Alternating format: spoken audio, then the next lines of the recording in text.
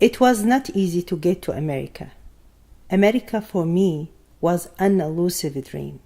To me, it meant to live in a country that guarantees my rights and the rights of my children, rather than living under the dominance of a masculine-based society that strips women and children of all rights. This meant I will be born again. I will write by myself my new birthday when I decide to choose America. I will add new lines to my autobiography when I discuss the role of women in societies where the dictatorships damage everything.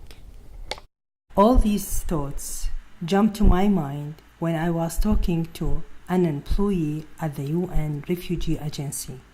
When I was talking to the head of this organization, he gave me other options, but I was insistent that I wanted to choose America as my motherland instead of my birth country, or Yemen, where I had lived and worked for the past 8 years.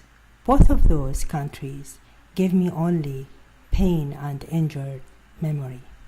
I placed my pain on his desk as a writer who was handcuffed by repression, and as a mother afraid for the future of my young daughters and son in a mixed world of religion and culture. I was fearful for the future of my daughters in a society which is controlled clearly by the patriarchal system. I wanted them to have a bright future and a home country that offers them freedom of choice and deals with them as human beings, not as bodies without minds. I cannot count how many times I sat down to discuss with myself my decision.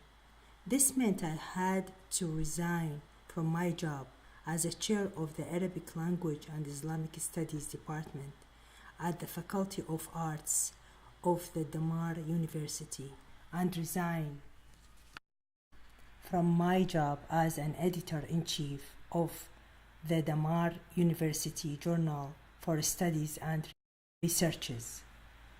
It was an academic journal headed by the university's president.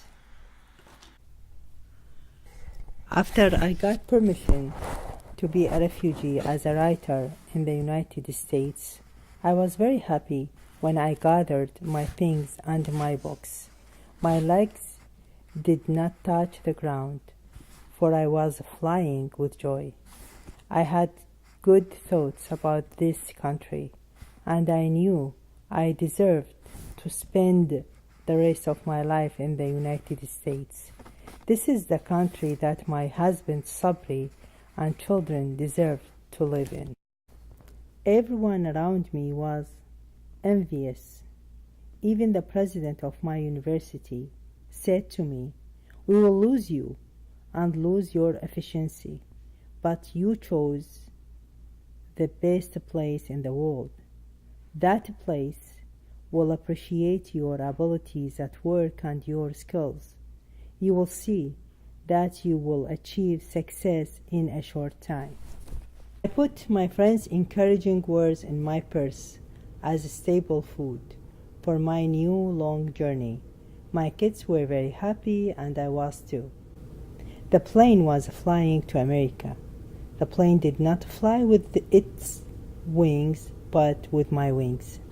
Through the window, my eyes were viewing huge green spaces, and the clouds seemed like the bride's wedding dress. We arrived at the Miami airport, and from there we flew to the Detroit airport. When we arrived, my mother and my father, my younger brother, were waiting for us.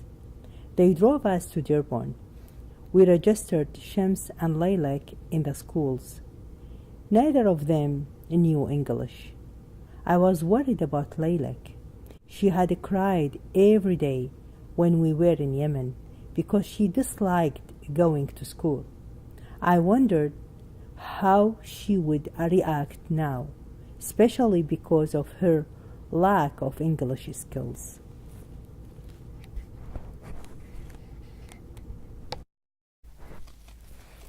The principal of her new school welcomed us and placed Leilek in the first grade, and her journey began in her new school stories: music, recess, snacks, fun, art, lunch, wonderful teachers, and continuous encouragement. She surprised me one Saturday morning when she was crying. She wanted to go to her school. I said, "Today is a weekend." She said, "I want to go to school because I love it so very much." Shams's academic success became evident early on when she was awarded a scholarship from her high school to take classes at Eastern Michigan University. In high school, her leadership skills surfaced. As a freshman, she was elected to be the freshman class ambassador on the student council. She excels academically and shows a great innate talent in art. My journey started when I became an instructor at Henry Ford Community College. After that, I taught at Washington Community College.